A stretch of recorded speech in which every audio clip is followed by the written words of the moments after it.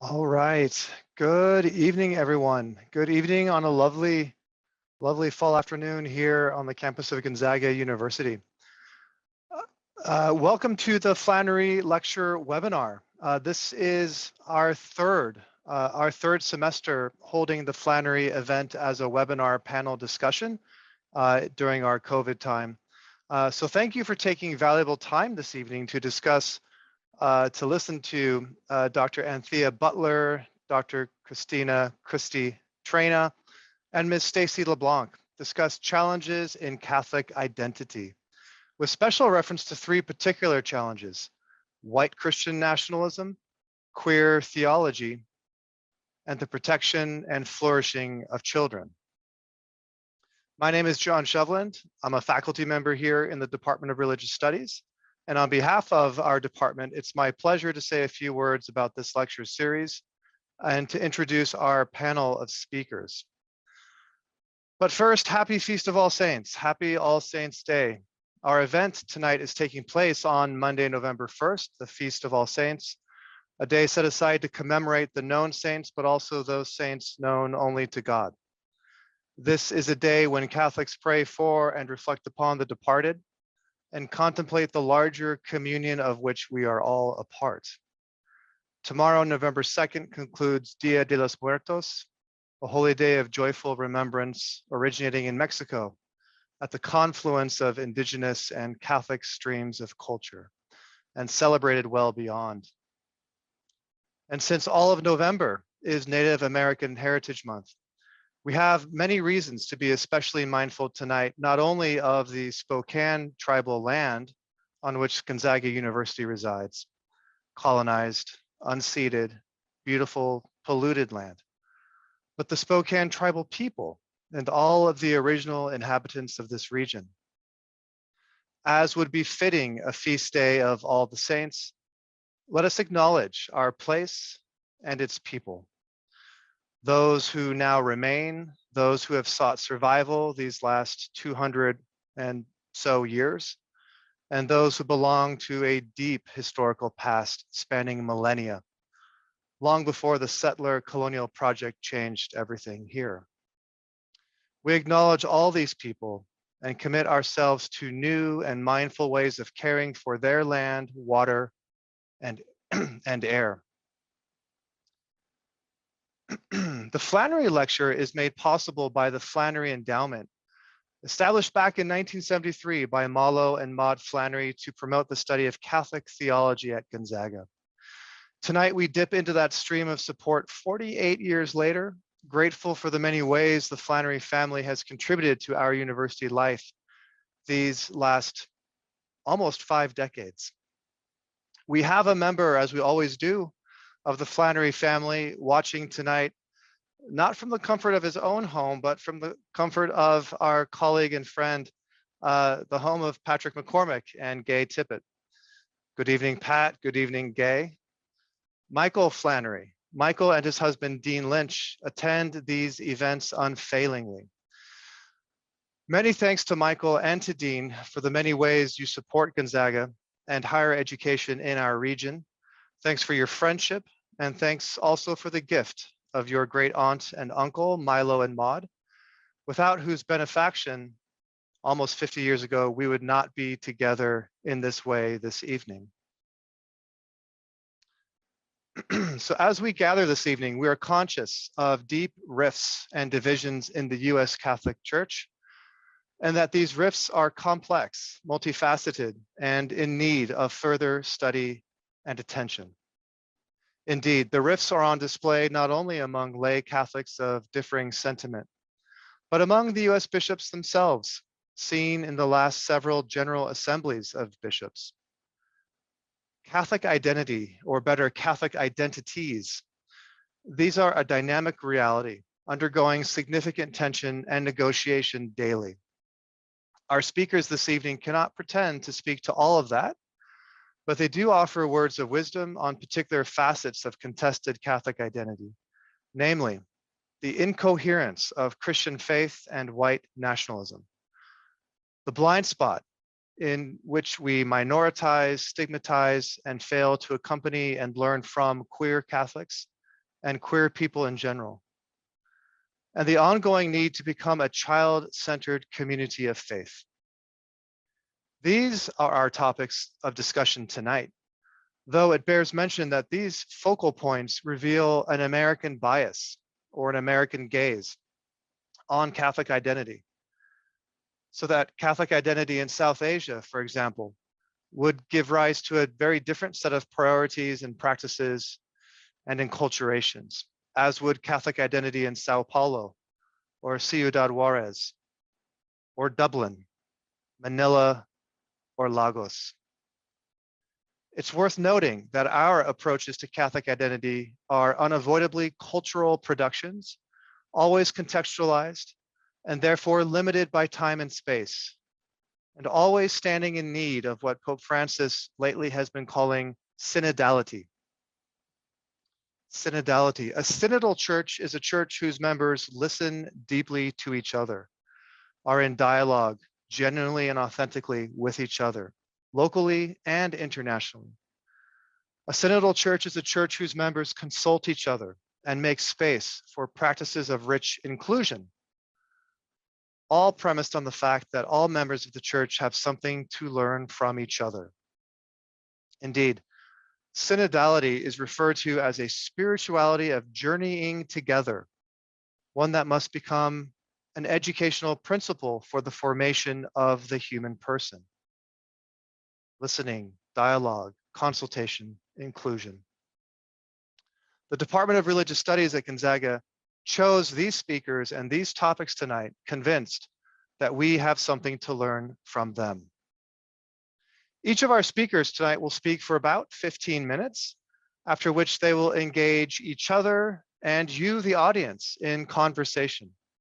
So please know, audience members, you are welcome at any time to write questions into the webinar's Q&A tab, and we will do our best after our third speaker presents. We'll do our best to respond to your remarks. So let's get started. Our first speaker is Dr. Anthea Butler, the Geraldine R. Siegel Professor in American Social Thought at the University of Pennsylvania, where she serves also as chair of the Religious Studies Department. Dr. Butler's writings include scholarly books, such as the two published by the University of North Carolina Press, White Evangelical Racism, The Politics of Morality in America. That's her first. And the second is Women in the Church of God in Christ, Making a Sanctified World. Her writings also include a number of commentary and opinion pieces for CNN, MSNBC, I think that was last week, right, Anthea? MSNBC, PBS, the History Channel, and others. She is the epitome of a public-facing scholar. Please join me in welcoming Dr. Anthea Butler. Let me get myself unmuted so that I can do this right. You would think after a year and a half, you would get the unmute button right? Thank you for having me, first of all, John Cleveland. Thank you so much for Gonzaga Religious Studies. Thank you to the Flannery Lectures and everyone for what I hope is going to be a good conversation, although I have to say that it is going to be a tough conversation. So hopefully I'm going to have the ability to share my screen here with you. And I want to start off by starting with a bishop. And I think that it's going to maybe get to all of you. Hopefully you can all see this. As fate would have it, this morning I woke up and I was thinking about my talk, and Bishop Strickland of Tyler, Texas, gave me something to talk about today. And this is the tweet that he had. And I hadn't seen this before, but I saw it come across my timeline. And so I just want to read it to you, and then I'm going to set up what this is about. All we need to do is to listen to this speech. Freedom is the right to do what we ought. Jim Caviezel, historic speech, and the storm is upon us at the video Patriot Double Down in Las Vegas media. Now, I'm not going to play this video for you because I'm going to talk about it, but I want to say something about the bishop actually chiming in on this particular thing, because I think it's really important, and it sets up the stage for what I want to talk about today about Catholics and white nationalism. If we think about the history of Catholicism, we all know that the way that Catholics come into this country are various and sundry ways, but most of the time we came in as immigrants, okay? My family is fifth generation Catholic because of slavery. But for some of you, you probably came in as an immigrant family. Someone from your family came from Eastern Europe or someplace else and settled here, or you might be a convert, you might be something else. So you might be thinking, what does this have to do with white nationalism? What does Catholicism have to do with white nationalism? Well, a little bit of everything. And it's unfortunate because what happened and what has been happening within the Catholic Church is a shift to the very, very right, and a shift that has not encompassed what traditional Catholic teaching has been. And I need to talk about this in the context of evangelicalism, because here I want to refer to someone who has been really useful and thoughtful for me to tie off of, and that's Antonio Spadaro, who's a Jesuit, who is also a journalist in Rome. And back in 2017, he wrote an article called A Surprising Ecumenism, where he talked about the overlays between Catholic thought and thinking in terms of freedom and nationalism and kinds of ways in which Catholics were settling themselves alongside of evangelicals, especially in the United States. And what he talked about was the warlike and militant approach that seemed attractive to these kinds of Catholics, the kinds of Catholics that before we would have talked about peace and all of these things, but they also are going into a way in which that they are picking up on language that is militant, language that is violent, language that is fraught with fights for freedom. And so one of the things I think that we have to sort of consider is the ways in which Catholics, and at least in the United States, and we could think about this in terms of Ukraine and others, but I don't have time to get into that today. If we think about this in terms of what is happening right now in the United States with movements like QAnon, 1/6 insurrection, and others, we can begin to see how groups, Catholic lay groups like Church Militant and others, have been drawn to this kind of language and why they have been drawn to this language. And so Caviezel's talk that Bishop Strickland referred to is an important piece in all of this because of what he says. And I want to read a little bit of this speech that he gave because I think it's really important to put this in a framework. Now, if you don't know who Jim Caviezel is, he played Jesus in the Passion of the Christ by Mel Gibson. My way of knowing about Jim Caviezel was through one of the priests that I knew at my first job at Loyola Marymount, who actually served as a person who worked on the film with Mel Gibson in terms of the Aramaic language and everything else. And so Caviezel has been sort of a figure in conservative Catholicism, but this appearance at this QAnon conference was really important. And he takes words from Mel Gibson's speech in Bravehearts and put them into this kind of Catholic world. So I want to quote this. He moves out of the script and says, "We must fight for that authentic freedom and live, my friends. By God, we must live, and with the Holy Spirit as your shield in Christ, as your sword, may you join Saint Michael and all the other angels in defending God and sending Lucifer and his henchmen straight back to hell where they belong." Now, I don't have to tell you, you're going to see this in the next couple of clips, who Lucifer really is. Lucifer is anybody who disagrees, or anybody who disagrees with where the country has gone, or the fact that Donald Trump did not win the election, okay? And one of the things that Antonio Spadaro says about this kind of language, that it has a way in which it missionizes people. It makes you have to go through things. You have to be willing to fight.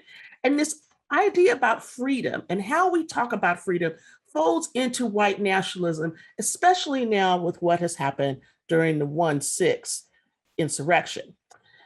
Here is a picture from that day. You see the cross, you see the Trump America sign, Keep America Great Again.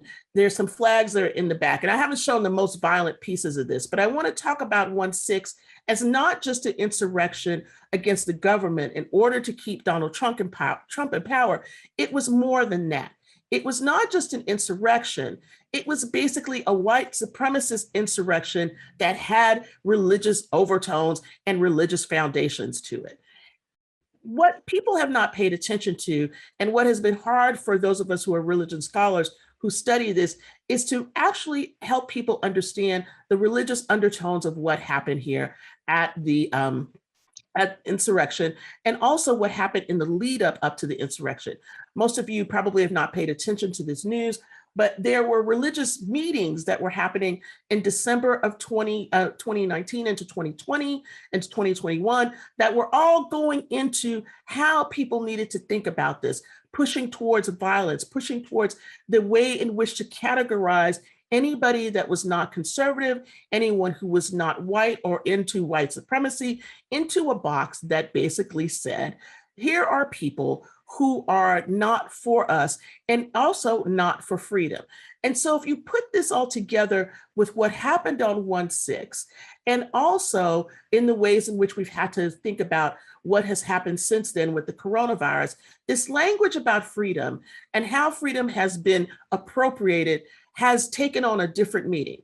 For those of you who've been paying attention politically to the US Conference of Catholic Bishops, you'll know that every year for the past 10 to 12 years, there has been a fortnight for freedom at the end of June of every year, where it leads up to the 4th of July, which is the ultimate day, and how they talk about freedom in terms of religious freedom. This talk has shifted. And the way that it has shifted is into talking about how freedom comes not just through the ways in which people are able to worship, but the ways in which people are able to exert their rights in particular kinds of ways, and how that dovetails with the ways in which they thought about Donald Trump, how Donald Trump gave them everything they wanted in terms of judges, in terms of thinking about and privileging Christians, and also in terms of the ways in which he talked about other peoples. And this is where it becomes most troubling, as you know, because of the way that Catholics mostly have come into this country and the backlash against immigrants that has happened. Now, that's not to say that everybody is there, but I want you to listen to this next clip that I'm going to show you. But first, I want to talk about of Father David Fulton, who is from Omaha, Nebraska. He was at the 1/6 insurrection. And I'm just going to stop my screen for a minute so that I can show you this video, because it's really important for you to understand the kind of rhetoric that Spadaro is talking about that has weaponized the Catholic Church in a certain way. And hopefully you'll be able to hear this, so you might want to turn up your sound a little bit. But this is a clip from that day and the clip of this priest being interviewed. I won't play it all, but I want to talk about what he says. What was it like in there? What was it like for you in there? Pretty awesome.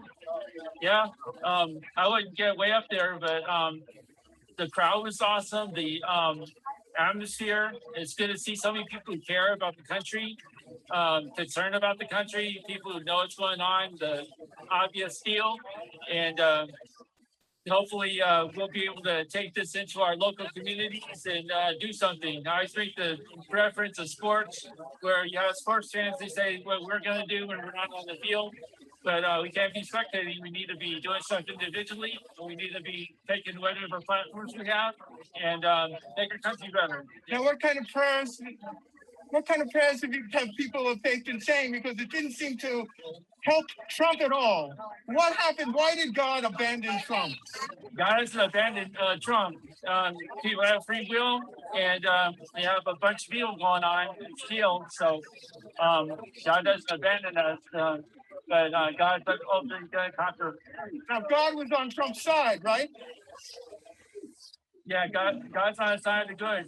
So we need to be on God's side. And we all need to be on God's side. We all need to be on God's side. I want to stop that there. We need to be on God's side. And that becomes very important when you start to think about what actually happened on 1/6 and how that was portrayed to everyone in this kind of milieu. This priest was actually reprimanded by the Diocese of Omaha, Nebraska, for what he did. But it's also a problem because he showed up in his collar. He talked about what people should be doing. This is how people are being weaponized. And I could give a whole spiel about what happened before the election in 2020, about how we had Catholic priests talking about Biden was the Antichrist and inserting themselves into the election, or saying things about Black Lives Matter and everything else. What am I saying here? And I only have a little bit of time left, so I want to just show you one more thing, because I think this will tell the tale about where Catholics are right now. This chart comes from PRI Institute, discrimination against whites has just become a big of a problem as discriminations against Black Americans or other minorities.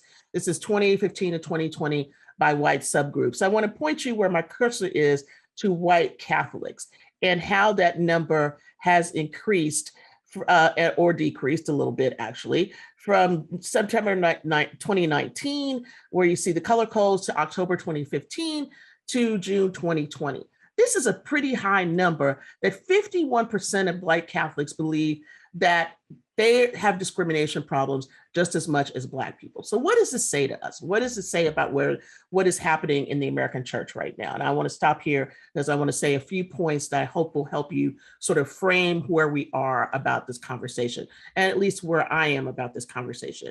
I think there are three things. One is I have made a statement, and people have asked me, what did I mean by this? But I'll be a little bit clearer and say that American Catholicism has unfortunately become co-opted by American evangelicalism. What I mean by that is the political activities of evangelicals that also involve white supremacy has also come into the American Catholic realm.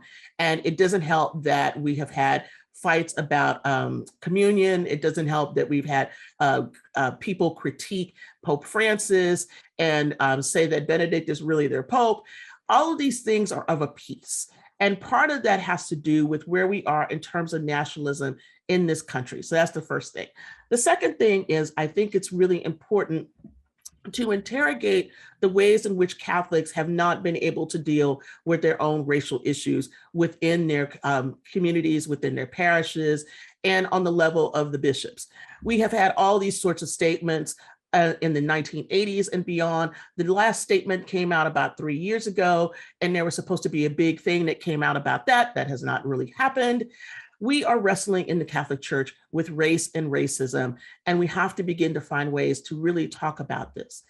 I think the third thing, and one of the most important things, is the way that Catholics are dealing with the immigration issue. And I think this is where white supremacy trips people up in certain kinds of ways. The immigration issue for a lot of bishops is important because we have people who are right now in churches that make up the bulk of some of our Catholic churches and parishes who are from immigrant communities. At the same time, there are issues like on my home state of Texas, at the Texas border, where you send back all the Haitians and you send back certain immigrants, but you don't send back other immigrants, or you send back everyone en masse, or they're treated and separated from their families. And this kind of rhetoric about immigrants being dirty and carrying disease and not being worthy to come into the country all play into white supremacy. And unfortunately, we have Catholics who think this way and use these same kinds of issues. And so what I want to do today is sort of prompt your thinking in this short period of time to think about the ways in which white supremacy and issues of evangelicals have come into American Catholicism and muddied the waters for us in such a way where we are having these internecine battles and not being able to get back to what I believe would help us to right the ship and help us to get rid of some of the sectarianism that has been happening within our ranks. Thank you.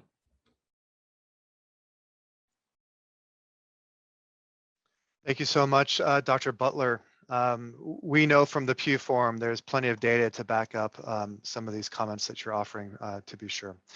Thanks so much. Before we move on, just a quick reminder that folks are welcome to put questions and comments into the Q&A box at the bottom of your screen. So feel free at any point in time to drop those in. To do so in real time is just fine. Our panelists can see them, and when we are finished with our third speaker, we'll then turn to conversation between them and with you all. So thanks for that. Okay, moving on to our next speaker. Our second speaker this evening is Dr. Cristina Traina, the Avery Dulles S.J. Chair in Catholic Theology at Fordham University, and previously on the faculty at Northwestern University.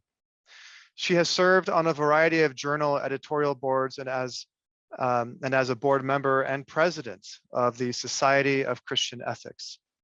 Her two books are Erotic Attunement, Parenthood and the Ethics of Sensuality Between Unequals, University of Chicago Press, 2011. And the second book, Feminist Ethics and Natural Law, The End of the Anathemas, Georgetown University Press, 1999. Her current book project is called Children Out of Place and Moral Agency, in which she studies 4 sites in which children are out of place, including those who work for pay, children who work for pay, children who migrate, unaccompanied children, those rescued by armies and gangs, and children active in labor and labor movements and politics, and finally, children who must decide how to respond to intersex or transgender identity. And that is where she'll be picking up with us this evening. So please welcome Dr. Traina. Good evening and thanks for having me. It's an honor to be here with these really stellar colleagues. And what I'm going to undertake today is maybe a little bit different because I took my title very literally. You'll see in a minute that I was assigned by John, and I am very grateful to have an extremely different sort of take to give you than Professor Butler did. Her message is important. I hope that we can get to the center of it. Yet I think we have some good news with my little talk, because I believe that we have the possibility of maybe not even needing to discuss the issue of queer theology and Catholic identity, that it's solved. I apologize that I cannot get to the part of the screen that allows me to give a slideshow. So you're going to have to deal with all of the all of the notes here. Okay, so I am addressing 2 phenomena that people think are antithetical: queer theology and Catholic identity. And what I'm going to say is going to feel extremely obvious to some people, especially if you're queer or have studied queer theory. And it's going to be jarringly unfamiliar and maybe even sound heretical to other people. So journey with me and we can discuss it more during the question period. This comes about because of all of Pope Francis's attacks on gender theory that seem to make queer theology impossible because of any starting point that blurs the lines between masculinity and femininity, or proposes alternatives to heterosexual marriage would seem to be dead in the water because it's outside the boundaries of our doctrinal formulas, what we think we know to be true of God and God's clear intentions for humanity. But in fact, as theologian Patrick Cheng argued about 10 years ago, Christian theology itself is fundamentally queer enterprise. Orthodox Catholic theology is essentially irrevocably queer, and so is a lively Catholic identity. What do I mean by this? I'm going to spend most of my time on the first point with the hope of unfolding the second a little more in our conversation. I'm going to define theology and queer theology. I'll spend most of my energy on my case that historical, authentic, Orthodox Catholic theology is and must be queer. I'll touch on cultural and historical factors that have caused Catholics in the global North to depart from this traditional view. And I'll explore briefly, very briefly, what I mean by the claim that Catholic identity is queer. So, St. Anselm's basic definition of theology is still mine: faith seeking understanding. Or if you like, theology is our attempt to express our experience of God in human words and concepts that are familiar to us and to our companions in the faith in our time and place. So right away, we have to be cautious. God is a reality that is infinitely close to us, but is also infinitely other. By nature, God cannot be fully grasped intellectually or described precisely in human language. This is probably why so many words are written about God, because no matter how many words we write, they're still inadequate. To think that we can reduce God to a being whom we can capture in the limited terms of human language would be idolatry. Mystery is at the heart of theology, a too-muchness that we can never master because God is divine and we are human. We can sense it occasionally, but we can experience it fully only when we meet God face to face. So theology is an exercise in putting asterisks besides every word that we write. Words don't mean the same way when they refer to God as they do when they refer to ordinary tangible reality. Another way to say this is theology is more like poetry, with almost infinite connotations that carry our minds beyond the literal text, than like a philosophical or mathematical formula. To be queer means to inhabit the tensions between two poles of identity in such a way that we draw on both without fully being either, in a way that changes how we think of both and may even create a third way of being. To be gay or lesbian is to be male or female, but by loving in an unexpected way, transgress heterosexual tropes of masculinity and femininity, which insist that opposite sex attraction and complementarity are essential parts of our gender identity.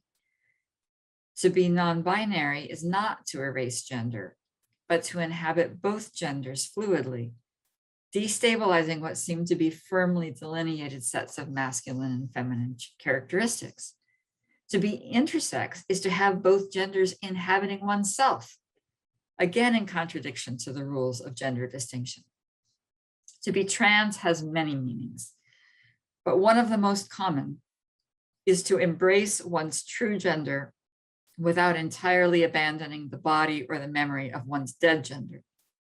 It's to retain a bothness because one's identity is to be in motion from one pole to the other.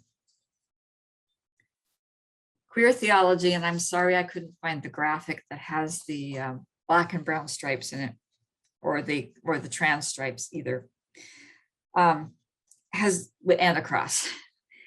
Queer theology has lots of definitions too. It could be theology done by queer people. It could be theology that reinterprets the Christian past through a queer liberation lens. But the most basic description of queer theology is theology that draws on the identity-bending experience of gay, lesbian, bi, trans, intersex, non-binary, and all other queer lives, to fearlessly explore the both and neither character of all God language without trying to get rid of the tensions and apparent contradictions. Queer theology holds space for God precisely in these tensions and contradictions. Boundary and category crossing is at the center of the queer theological project because it leaves room for the infinite, incomprehensible, and yet close mystery of God. Historically, the Christian tradition in theology has been queer to its core. Its basic tools are figures of speech that point beyond themselves. One precedent is scripture. For instance, the parables of the shepherd who seeks out his lost sheep and the woman who overturns her house to find a lost coin are allegories, fictions that hint indirectly at God's infinitely greater love and care for each of God's beloved. Scriptural authors also use analogies. God is like a father or a mother hen or a signal fire or refreshing water or all of these at once, but none of them literally. Then there's metaphor.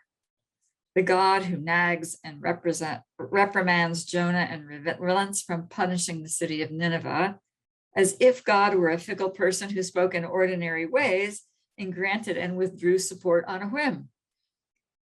Finally, there's apophatic theology, which holds the door to mystery open through negation. God is not a wind or an earthquake or a fire or a person or any event to which we can put language. God exceeds all of these. God is the only indescribable phenomenon. Nearly all the doctrines at the core of our faith depend on our being able to believe that a thing holds two contradictory characteristics simultaneously in such a way that each characteristic is transformed or remade or queered by the other one. The first 6 ecumenical councils were efforts over centuries to describe Jesus, the Trinity, and the Mother of God in human language. The Christological controversies ask, how can Jesus be both divine and human? They eventually rejected both the idea that Jesus was a human being who eventually was adopted or inspired, because that would mean he was missing his divinity, or that he was God walking around in human costume. That would mean he was missing his humanity. Yet if Jesus is both human and divine, where is the boundary? What is the relationship? What does he know? What is life like inside his head? When applied to Jesus, the categories divine and human can't retain their normal sense. The mystery of Jesus Christ bursts out of them. Likewise for the Trinity. What happens to language when God, who is not a person, is also three persons who manifest in radically different ways, and yet is one unified essence? The words three and one and person mutually transform each other, departing from their normal grammatical meanings in our very process of deploying those meanings. And what about the Mother of God? She delivers a paradoxical virgin birth. Her partner in conception is the ungendered Holy Spirit, but her spouse is human. She is said to be fully human, but like no other human, conceived without sin, and she's assumed into heaven.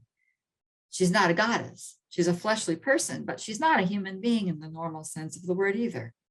Her brush with divinity has altered or queered her humanity. Historically, devotional theology has been even queerer than dogmatic theology. It's perhaps not surprising that medieval nuns envisioned themselves as the rapturous brides of Christ, but men too envisioned themselves as Christ's brides by gendering their own souls female, with the result that their identity was in a way non-binary, both male and female, and their ecstatic union with the bridegroom was simultaneously heteroerotic and homoerotic. Bernard of Clairvaux's vision of drinking the blood that flowed from Christ's wounds as if it were milk flowing from his breasts bends both age and gender. Jesus is simultaneously male and female. Bernard is the infant nursing at the breast of his mother or brother, or he is an adult, gendered male, with a female soul. This ambiguity produces simultaneous homo and heteroerotic connotations and head-spinning permutations. And desire for God is queer anyway. The mystics speak of the rapture of the soul's body. The same is true for sacramental theology. At the consecration, the bread and wine of the Eucharist are transformed into the body and blood of Christ. Christ's body and blood are queered or refigured so as to be invisibly present in the species of bread, under the species of bread and wine. The bread and wine in turn both are and are not themselves. The bread looks and tastes like bread, but is Christ's body and must be kept in the tabernacle and reverenced. And the wine looks and tastes like wine, but is Christ's blood. In that case, how do we get to the pass where queer theology seems to be a threat to orthodoxy? Caution, gross overgeneralization ahead. As we know, under the influence of the Enlightenment, the Northern and Western cultures began to view knowledge as data observed by the five senses and or derived deductively from self-evident foundations, leading to logical conclusions. Under the influence of philosophers of that period, very much like the four horsemen of atheism more recently, mystery began to lose its connotation as an ineffable reality that grounds being. Mystery became the as yet unexplored territory at the edge of the map, not fundamentally different from known reality, just a label for information that we don't know yet or we choose not to investigate.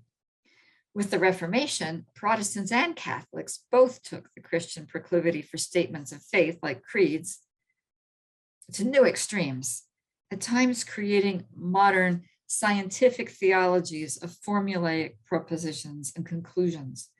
They sometimes saw theology as something like a mathematical proof, reason from proven premises, to ever more precisely worded, universally and eternally valid conclusions.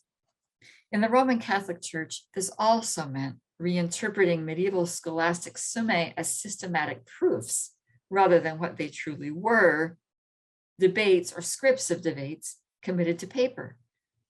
Of course, this movement was not unanimous. Romantics and mystics popped up on both sides of the Reformation divide. But with regard to doctrine, on the Catholic side, statements that before had been ineluctably queer and poetic often hardened into one-dimensional literal assertions. The classic case is Paul's vision of Christ as bridegroom and the church as bride. Here's an artistic rendition of it. In Roman Catholic teaching, this image has been transmuted from simply one metaphor among many to doctrine. As Susan Ross has written, the metaphor genders the church feminine, a fitting marital partner to the male Christ. It draws on the ancient social truth that most women derive their livelihood and their social standing entirely from their husbands, to indicate that love and power and grace flow in one direction, from Christ to the church, which depends on him for life. It also implies that to image Christ's masculinity in these nuptials, priests must be men. And this is held to be literally true, without a shred of queer doubleness, even though the vision of marriage at its center contradicts contemporary church teaching on men's and women's equal dignity and partnership in marriage. It also serves as an argument against same-sex marriage, because two men or two women cannot properly reflect the bride-bridegroom marital image of Christ in the church, which all married persons are called to display, and on which the church apparently, according to this way of stating the doctrine, literally depends in order to maintain its own identity as bride of Christ. Now that's a gender theory. It's not hard to see how this one-dimensional reasoning differs from queer doctrines I mentioned earlier. And yet, humorous irony breaks through even this woodenly rationalized doctrine. As Frank DiBernardo of New Ways Ministry points out, many who image Christ in the Eucharist are gay men who choose ordination in part because it gives them permission to exercise more feminine virtues, like caring for other people, dealing with emotions, and not least a strong emphasis on spirituality. Queer it again. Last summer, the Catholic lesbian author Eve Tushnet wrote that to be human is to embrace the queer and Catholic paradox of simultaneous shame, glamour, defeat, and brazenness, and of a religious life made of pathways that seem to negate their own destinations. The rose, she says, is the queer Catholic symbol par excellence. With its heavy perfume, its skin-piercing thorns, it is as glamorous as everything that hurts us, as painful as everything that frees us. It is a sign of a Catholic identity that is simultaneously flower and thorn, and neither flower nor thorn, essentially and always queer. We can talk about this a little bit later on.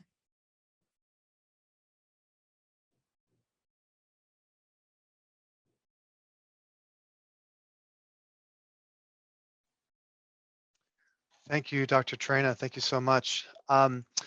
Our third and final speaker, and our speakers can kindly note the number of questions popping up in the Q&A tab. We will get to those in just a few moments. But our final and third speaker is Ms. Stacie LeBlanc, a lawyer who began her career 30 years ago as a child abuse prosecutor in the county of Jefferson Parish, Louisiana. She received an Outstanding Prosecutor Award for her unit's 94% conviction rate. Currently, Stacie has a variety of leadership roles, including serving as the president of the American Professional Society on the Abuse of Children, APSAC, also as a member of the United States Conference of Catholic Bishops National Review Board, which is a lay consultative body that advises the bishops on child and youth protection. And she serves on the National Initiative to End Corporal Punishment. She is co-founder of the UP Institute. The UP Institute is a think tank helping to train people to move upstream to solve child abuse. and she is the founding director of the New Orleans Children's Advocacy Centers, as well as the Audrey Hepburn Care Center. Ms. LeBlanc teaches regularly on the prevention of child sexual abuse. Please join me in welcoming Stacie LeBlanc.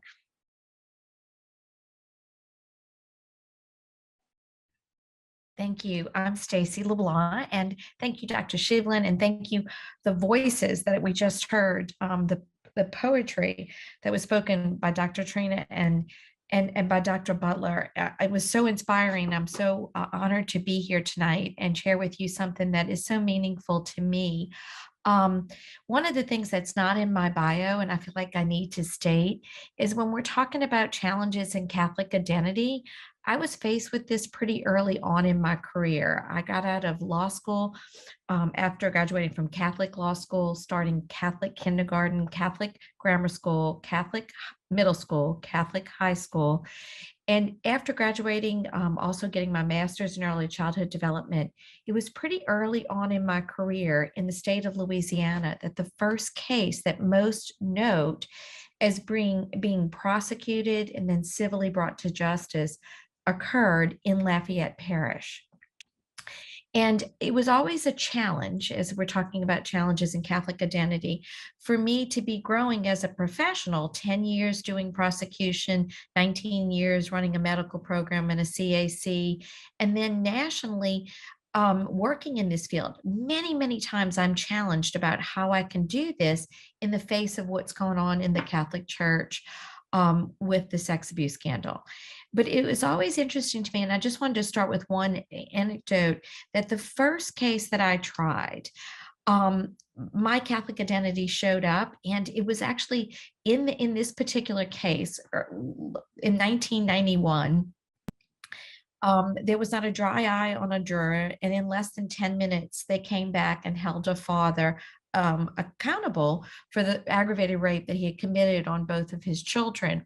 And the jury foreman in this case said it would take Jesus Christ to come into the courtroom and bail him out, and he didn't show up. And it became apparent to me that in a community, in a large Catholic community as the New Orleans metropolitan area, that my faith was a part of this. But I was equally challenged, and I think many of us have been challenged as Catholics with understanding the crisis that has occurred, and many don't even realize it did start in Louisiana.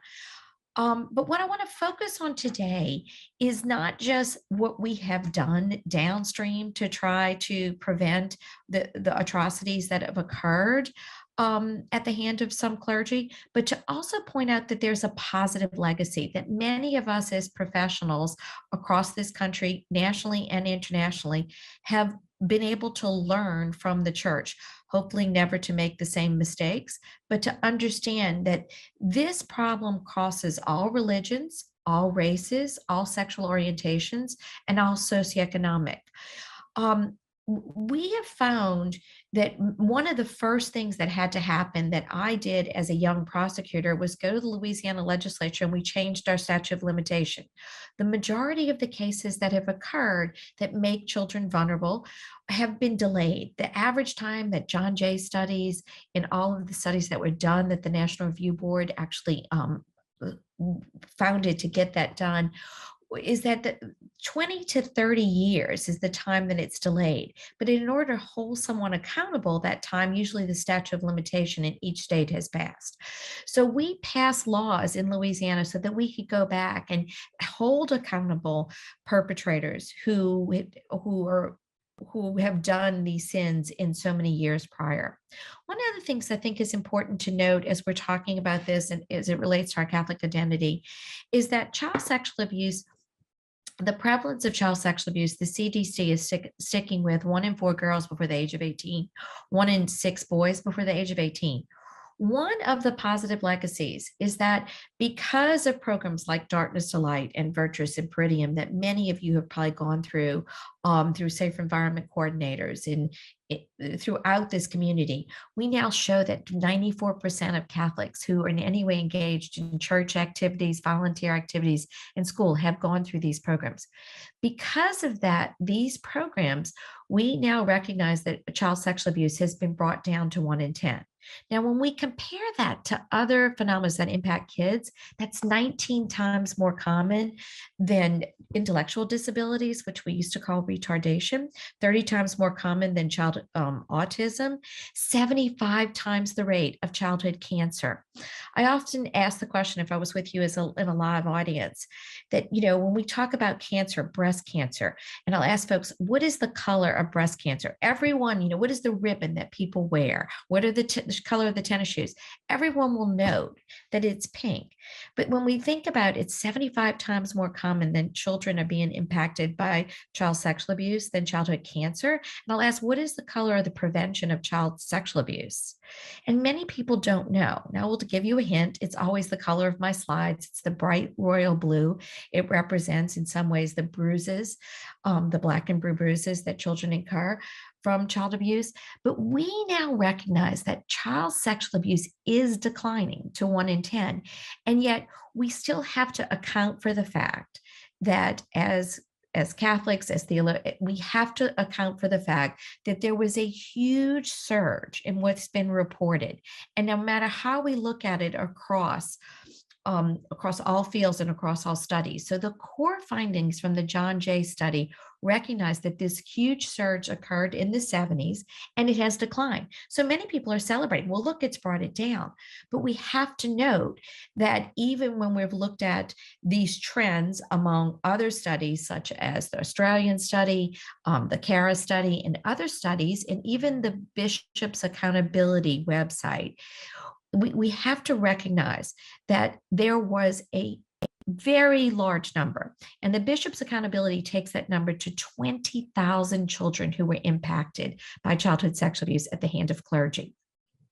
When we look at the amount of priests and clergy who were committing those crimes against children, we have to also recognize and step back and recognize that while it originally was thought to be 4%, it is now at a generous point thought to be 5.9%. That still means that 94% of priests have not, based on all of these compilation of studies. But at the same time, one of the travesties within the church hasn't been the sinner who's committed the crime against the child, but has been the turning the blind eye to the abuse that is occurring to children across the country. So one of the negative pieces of this legacy is it's reinforced stereotypes. It's reinforced these stereotypes that celibacy is somehow totally to blame, or homosexuality, or that pedophile priest. And yet the reality is that we know, just like in the case of Jerry Sandusky, and I like to use this case rather than naming a bishop or a priest, because we need to recognize that there have been travesties within other institutions, wonderful academic institutions like Penn State. But we now recognize that Jerry Sandusky was not a pedophile. He was a hebephile. It was somebody that was attracted to kids at puberty. We recognize, looking back, that in the clergy crisis, many of them were hebephiles also, and less than 5% were pedophiles. We also recognize that there were multiple children that were hurt at the hands of some individual priests, and there were also single cases. But I want to take a second to point out the positive legacy. What have we learned? There's nothing positive about a child being impacted by child sexual abuse, but it has alerted all of us to stop the silence, to spread light where there's darkness, and to talk, for parents to talk, for communities to talk, to be suspicious. And that is a part of bringing down this crisis. The media that has been focused on this, and it is because of programs that come through the Safe Environment, where they're minimizing one-on-one, that we really do believe that the number of children who are being sexually abused at the hands of clergy has reduced significantly. And that is a very incredible piece that we can take apart in this accountability. Now, the US CCB, the National Review Board, they're doing everything they can on a daily basis. But we also need to understand that these impacts to kids are horrendous. long-term, we have discovered critical links to long-term health impact by children who've been sexually abused. This isn't something where you can get over it. And so if you haven't heard about it, I want to encourage you to look at the ACEs study, the Adverse Childhood Experiences study, that show where Dr. Anthea and Dr. Felitti found these correlations to long-term. It is possibly considered the biggest public health survey ever impacted in showing this link, this critical link. And we know that this toxic stress can get under the skin and cause long-term harm. And that it can change actually the brain. It changes the little tip at the end of the DNA. They've been shown study after study that it shortened the telomeres, which is sort of just like that little plastic piece on the end of a shoelace. When it starts to unravel, so does the shoelace. It changes the DNA. And so there's an epigenetic impact. So what can we do? Well, we can do many things. What we can't do is we can't bubble wrap our children. We can't hold them back from experiences and being around people, but we can limit one-on-one. We can stop covering it up because it doesn't heal. And we can also recognize that from the ACEs study, that there is an incredible bounty of research that is coming through to show that people can bounce forward. Now, we can get the trauma-focused therapy that we know, the cognitive behavioral trauma-focused therapy that can wipe away the triggers so that we don't have the long-term impacts. And we can also do things to nourish the soul and to bring back. And one of the things I like to point out is that when we recognize the ACEs, one of the ACEs that I would think is clearly an adverse childhood experience is having the death of a parent. And yet when we look at that, is not correlated with the long outcomes that we see with child sexual abuse. And they started wondering, like, what's the difference? And one of the key researchers in this said they looked at it and they studied it and they said, well, think about it. What happens when a child loses a parent? What happens in the community? What happens when that child goes to school? They're embraced, they're hugged, they're looked at. Everyone says, I'm so sorry that happened to you. What happens when that same child maybe has a parent who goes to jail or has been sexually abused and people know? Do they sometimes know? Yes. But instead, it's shame and silence. And, I always like to say to folks, what happens in your church community? There are casseroles. The difference is in child sexual abuse, there is shame and silence. And so each of you can make a huge difference by providing that social support and providing those hugs. So I'm not in any way trying to minimize this and say, if we just make casseroles, we can make it go away. But we can certainly have a big piece. And I want you to know that there is a huge growing sense of research, a growing body of research on the importance of faith, religion, and spirituality for victims of child maltreatment. And we're now putting on our CACs, our Children's Advocacy Centers, chaplaincy programs. And these studies are actually showing that they think one of the single most important pieces for some children is increasing their faith connection. Some people feel harmed, spiritually harmed. At the same time, I want to make sure that I am clear that there are some things that are so harmful and we shouldn't do. What we can do is we can talk about it and we can shed light, but we have to stop asking why they didn't tell. We have to accept, as all the studies have shown us, they rarely tell immediately. We also need to recognize three things. I often hear people say, well, this happens in other churches. Yes, it does. But that does not make it better. It doesn't make it okay. Parents know this for young teenagers, young adolescents, and latency age. If a child says everybody's doing it, that doesn't make it okay. And this is a grave sin that's being committed to children and causing long-term harm. So pointing out that everyone else is doing it does not in any way minimize it. The other thing we have to recognize is that we have to understand that not, in addition to pointing out that it's happened in other religions doesn't minimize, we also need to recognize that pointing out that it happens mainly in homes, and that is true. We know that 60% of sex abuse occurs in that child's home, but 22% of the overall is occurring in youth serving organizations, and clergy are responsible for that. So we have to be careful. And the gravest sin that may be happening right now is happening at the advice of attorneys. And I am an attorney at the core. I use those skills as best I can to advocate for children. But the bankruptcy and the pieces that are happening to hide money from survivors is possibly one of the greatest sins that is occurring. And we need to ask ourselves, is it time to follow our heart, to follow what we know is wrong and make it right and pay back the sins? Or are we going to try to protect the church and protect the money?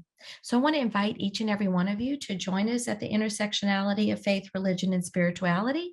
APSAC is sponsoring this, and I would love to, I'll put in the chat in the question about how you can be involved to be a spiritual leader as we try to bring the feeling of transparency to this. So thank you. Thank you so much, Stacie. APSAC is a wonderful organization and extraordinarily productive. My email inbox every day, new things coming from APSAC. So yeah, thanks for that recommendation. Wonderful. Thanks to all three of you for this stimulating set of reflections. We have different topics here, and yet there might be ways to interweave these together a bit. But we have a variety of questions. 12 now, and just now we're getting some questions for Stacie, since you're the third speaker. Anthea, you can probably see the ones directed toward yourself, and Cristina, you've got a couple, I think, to do with biblical studies. So let me first of all inquire as to whether the three of you would offer any feedback, comments, observations across each other's talks. And then maybe we can get directly into the audience's not easy questions that have been pitched your way.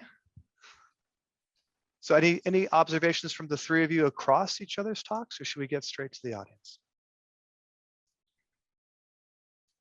Anthea, you're muted. I think all I would just say is, thanks to all of you for really great observations and talks. And just to say that while it doesn't look like any of this is related, it actually is. It actually is related to authoritarianism. And I think it's really important to set that out on the table, because that is something that we have to deal with within the church, even though we have a hierarchy and authority and theology and all of that. The ways in which that can be distorted is one way that all of these things fall apart and break apart. So I think that's really important to say as a foundational piece to all of our talks today. Thank you. Okay, so straight to the audience then. I mean, there are some questions for clarification, like the "why did God abandon Trump" question. Yeah, I can put that in the chat so you can listen to it, because there's not a transcript on the side of it, although it was up on the screen. Basically, there was somebody who was interviewing the priest and said, well, why did God abandon Trump? And then he kind of said he didn't really abandon Trump. I think what's important about that clip, and I want to put this in the context of also talking about the bishop, which is somebody asked that question a minute ago, is that clergy are playing a big role in this. And I think this is really huge to actually consider the fact that the people who we are trusting, as Catholics to be, Christ's representative on earth are also representing other things. And when we see that they are representing other things, we have to call those things out. And that is the reason why I showed this, because in part, this is something that the diocese really came against him for, and they basically made him apologize. He shouldn't have been there in the first place. Collar on or collar off. I think that's really important to say, first of all. And then secondarily, this has been going on in parishes for a while now, just as much as is going on in evangelical churches, where people express their opinions from the pulpit, during a homily or any way else, where they say you should vote for a certain person. And, obviously, I'm not naive enough to think that we actually do have separation of church and state in this country. But the fact of the matter is that a lot of people are not only getting their ideas about what the nation is and what the government is from places like the news or Facebook or anything else, they're getting it from their local parish priest. And if their local parish priest is showing up on 1/6 at the insurrection, then I have to ask, what is going on? How is it that a priest can get on a plane and go up here and climb up the Capitol steps with everybody else and say, well, I didn't go in, but it was a good time. And oh, by the way, I exorcised some demons while I was there. That's not even Catholic theology. It's just not. And so I think that we need to start really calling this stuff out. Somebody asked me in the chat, what do I plan to do about this? I'm like, I'm the writer, I'm the academic. I talk about this stuff all the time. I think we have a conference of Catholic bishops that, quite frankly, I'm going to say this in front of everybody here. It's a Jesuit school, you're not going to throw me out. That, the Conference of Catholic Bishops is more concerned with looking political right now than they are with doing the work of God. And, hopefully somebody's here, they'll go back and say it that I said it. Because I really think that we are at a crisis point. And if we allow these kinds of things to create a schism in the American church, we're not going to come back from that. We are at a precipice right now in this country. And I think that the church can help us think about the way that we need to be. But at the same time, we need to confront the people within our own ranks who are trying to create schism, not just in the church, but nationally.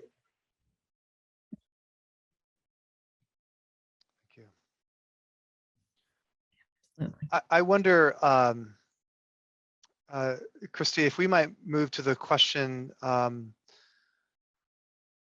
the interpretation of Paul and the Johannine literature.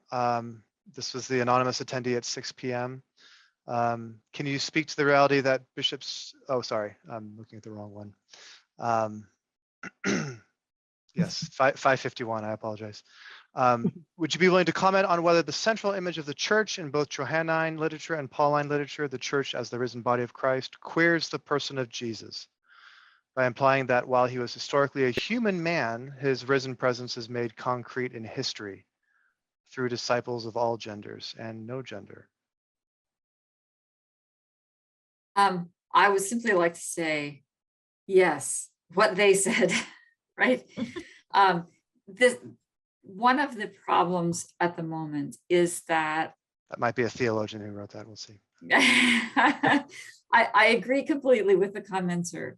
And I want to tie this a little bit implicitly to something that Dr. Butler has said and that maybe Ms. LeBlanc has implied. I'm so grateful for both of your presentations. And it's this. We don't only have authoritarianism at the moment. We have authoritarianism with the possibility of control, which is new in the history of the church because we have instantaneous communication. So there can be the effort to regularize and routinize theology. There can be an effort to make sure that everyone is on the same page politically. There can be an effort to either unanimously cover up the sexual abuse crisis or ensure that every single person, adult active in church ministries, has been trained in safe practices, right? So I think it's very interesting to think about the combination of the authoritarian aspiration and the possibility of instantaneous communication so that there is actually a degree of attempt to control in a way that was frankly impossible in an era in which you had to put a letter on a boat to cross an ocean or take a horse many days and possibly die in the attempt, right, to get a letter somewhere. So that may seem irrelevant here, but I think it's actually quite important to all three of our comments. And for Stacie, a couple questions there. How do you see clergy sexual abuse relating to Catholic identity? And then a longer question about Pennsylvania, Australia, Ireland, that they continue to cover up even after the scandal broke in the news to move known abuses from parish to parish, putting countless more children at risk. And my response to that, I don't go very often. I mean, I go to a very diverse church in New Orleans, and people there know what I do. And I get asked frequently, how can I come to church knowing what the priest did? And it's really interesting because it is almost like it's not okay to be a professional in my field and to study this and to also be a Catholic. And so I see the Catholic identity piece is a very big struggle. I know many people in my profession who were strong Catholics and just couldn't do it anymore. But I also believe that part of that ties into all of this is that the crisis within the church has driven many away and has left many remaining that are extremely conservative and will overlook the authoritarian pieces that moved molesting priest, molesters, I don't even like to use the word priest as it relates to them, but move them from diocese to diocese and look the other way. I have cried myself to sleep reading the reports of the Philadelphia grand jury. Dr. Shevlin and I both serve on the National Review Board, and we get many of the reports. Now, I've been doing this work 31 years. I've been to autopsies of children who were killed. I have been forensically interviewed. I put kids on the stand. I have seen some of the biggest atrocities committed to kids. But what I can tell you is that some of the cases, because it was allowed to go on and on unchecked, the level of aggression, the level of physical force, things we don't usually see. And so it is very, very difficult when you see how many people, and I don't want to, we need to also note there were nuns who knew what was going on too.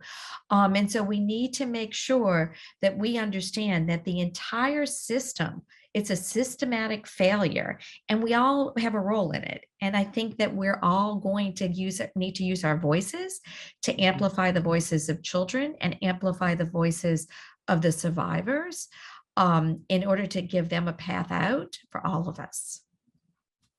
Stacie, can I just make a comment about what you just said? Because I think it's really important. You were just talking about Philadelphia. I've read both Philadelphia when I got here and also read the grand jury, the report for the state of Pennsylvania, which was just horrible. I cannot begin to say to people how horrible the cases in that case were.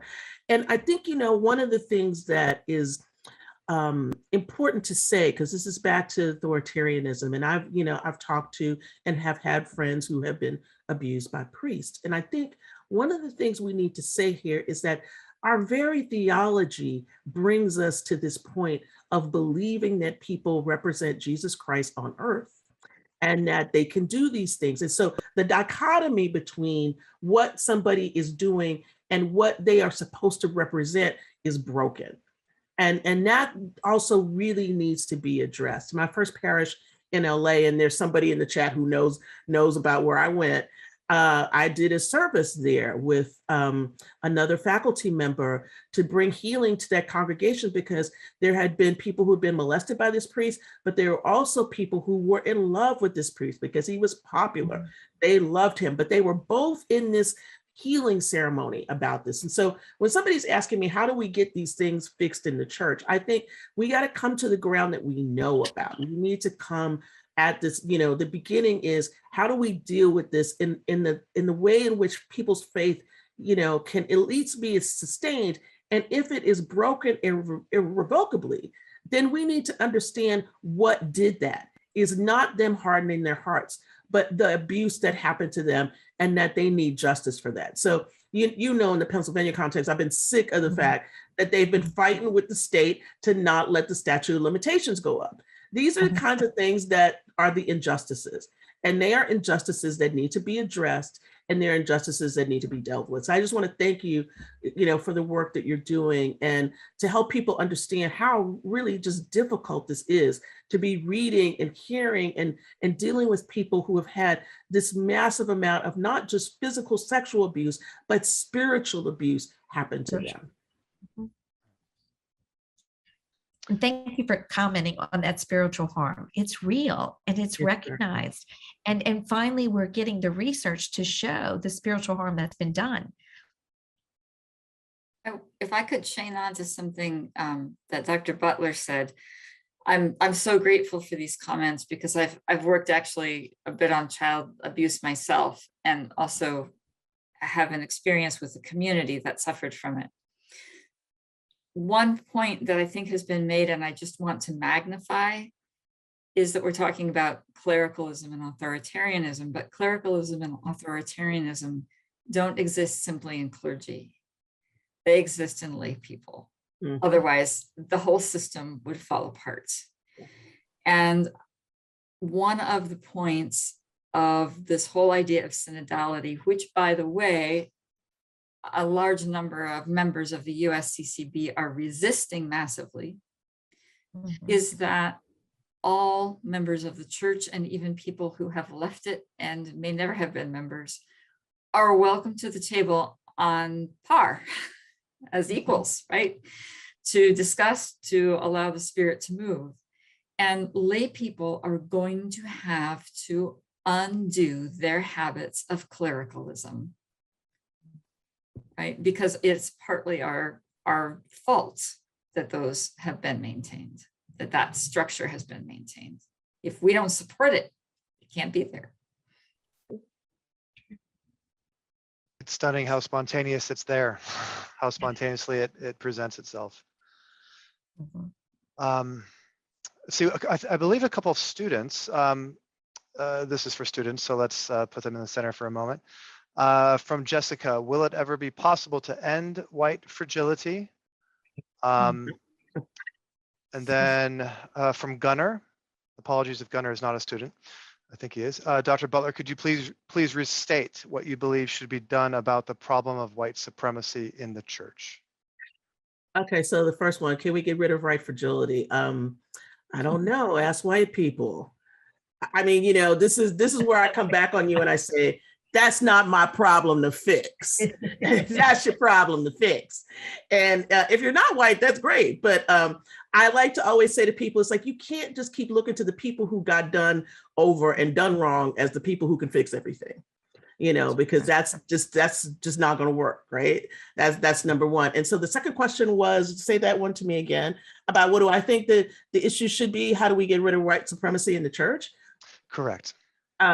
Well, it's, you know, we talked about clericalism here, but, you know, maybe synodality will help us to talk about this, because I think we have to actually be able to express that it exists in the church. You know, I grew up in a time where it was, you know, post-Vatican II, and went to a predominantly white Catholic church, and there were people who did not want to shake my hand during the peace, okay?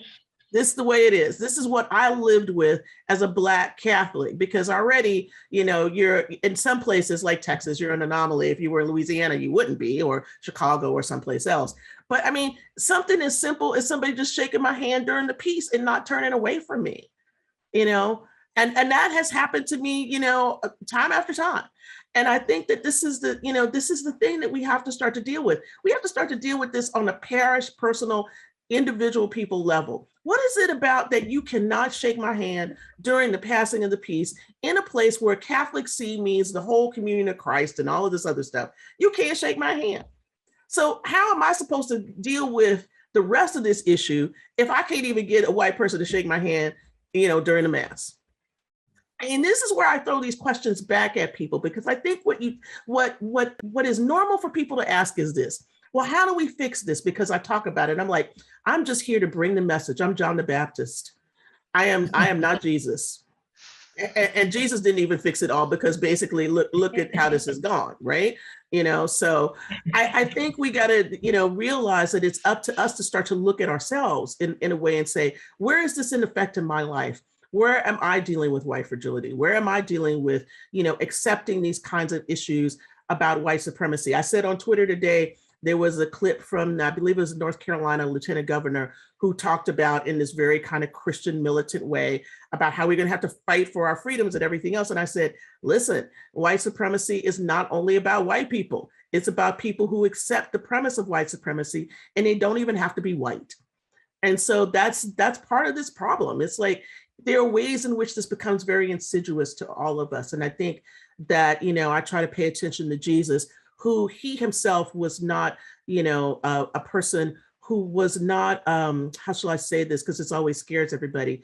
If you think about the story of Jesus and the Syrophoenician woman, the Syrophoenician woman had to let Jesus know that he was a racist, because he didn't want to give her any food. And then she had to say, look, you know, the dogs are eating from this table. Why are you not giving me something? And that, that caused Jesus to pause. That woman charged Jesus up. And when we start to read scripture in that way and go, oh, wow, this is a different kind of story, then I think we can begin to see the ways in which we have to think about ourselves and what we are doing to help perpetuate these systems that are destroying all of us. Maybe we could just stick with this for another moment. There's, I think, a helpful question about the USCCB pastoral letter from 2018, Open Wide Our Hearts, which immediately upon release was recognized by, I'd say, a comfortable majority of theologians to be conspicuously lacking input, especially from what we know from scholars who are specializing in this area from an historical, theological, ethical standpoint. And so that's at 5:35 this evening. The question, do you feel the bishop's refusal to engage in dialogue with a variety of, especially Black Catholic theologians, reflects how U.S. Catholicism has been co-opted by American evangelicalism and white nationalism? Yes, and yes. That's the simple answer. The more complex answer is that they don't want the criticism and they don't want to have to really dig deep. Because, quite frankly, for a lot of bishops, it is about maintaining the flock that they have, maintaining the relationships, financial and otherwise, that they've had. And so it's really important for them to keep that going as opposed to talking about, racism within the church or Black Lives Matter or any of that other stuff. And they would like to just kind of pawn this off to other people to do, and they could kind of tut and keep going. The issue is this, and it's not just about a Black-white issue here. I think this is a bigger issue about racism, because if we throw in how the bishops have been weird about how they're going to deal with, immigration and other kinds of issues that touch upon race, I think what we can see is their reticence to deal with anything except political expediency. And the crux issue of abortion has basically turned them into a moribund institution. I'm not sure what they do right these days. I'll be honest about that. I think that the bishops are not something that the lay people look to. And I take very seriously this comment about, clericalism. But the fact of the matter is that I don't, I'll be honest here and say, it's very hard to respect most of the Conference of Catholic Bishops because they've been co-opted by the Republican Party. And it's okay if they have political beliefs. I don't care about that. As individuals, they can have those political beliefs. But when you see the bishops moving more in step with evangelicals who are kowtowing to Donald Trump, and when you see the cardinal in New York yucking it up with him, then I think that I have a problem in how I see the Conference of Bishops and their ability to talk across issues that are very important in the American church right now. I think there's another piece to this, which both of you have alluded to in different ways, and that's money. And the COVID hasn't helped, right, with donations. And so people do not want to offend their cash cows. Nope. I think that this is an element of it. The other thing that I just want to drop in there is that I believe this is true. I believe that the conversations with theologians, and that's just one group of people the bishops could consult, right? This is just a litmus test, not a comprehensive comment. The bishops used to meet with representatives of the Catholic Theological Society of America every year or two to discuss theological issues and to share ideas and to be informed on both sides. They don't do that anymore. They called that off. And I'm sure that's not the only group of people they used to meet with that they no longer listen to. So, yeah. But I think that also points to the fact that theology doesn't matter for them anymore. The politics matter more. You see? Definitely feels that way. Dr. Traina, there is a, maybe this can be a question that we might end our evening with. I know it's late for all of you, much more later for you than it is for me. But for Anthea and Cristina in particular, it's 9:30 almost. But the last question mentions, Dr. Traina, your you're kind of walking us through all the ways in which we can kind of recover a vision in the tradition of its queerness, of its both and. And then a kind of maybe a fix it kind of question. How can we actually translate that? How can we translate that optic on the tradition into what I take the question to be asking, the acceptance of the humanity of queer people? How do we make that transposition from theology, from seeing that kind of queer principle constantly reiterated throughout the tradition, to then valuing our queer brothers, sisters, friends, etc. Just very, very briefly, first of all, with regard to public life, civic life, there's motion in the church at the moment. For instance, the idea that we could accept civil marriage, same-sex marriage, for instance. So there's some motion in the civic realm. In the church life realm, it is actually the case that theology often follows rather than drives practice. And so what I think is true is that we have to look to the places where this is active, where it's actually being done, and encourage that and build it up. Because there are plenty of places where it is at the ground level happening. So we just need to nurture those, I think. Not just, in addition to everything else, we need to nurture those. Engage the process. Okay. Any final parting words of wisdom, words of encouragement?